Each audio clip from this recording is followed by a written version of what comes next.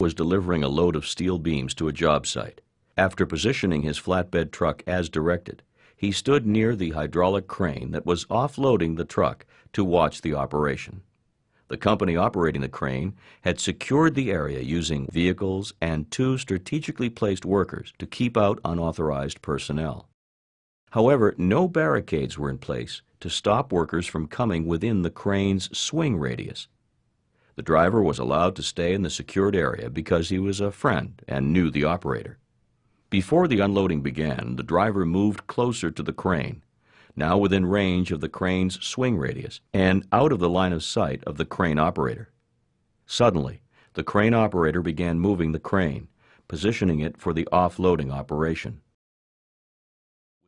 Within seconds, the truck driver was crushed between the crane's counterweight and the right rear outrigger.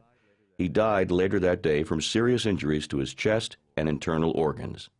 Let's look at the events leading up to this tragic incident and see how it could have been prevented. This worksite did not have the necessary controls in place to protect workers.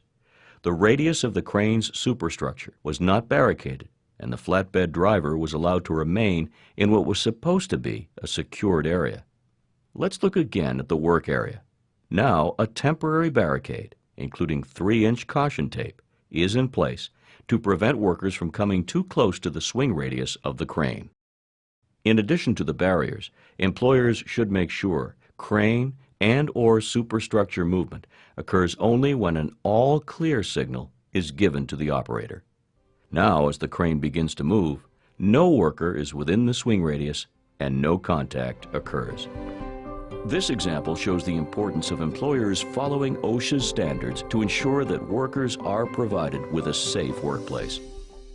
These types of construction deaths are preventable. The protective measures shown here save workers' lives. Use these protections on the job. It could be the difference between life and death.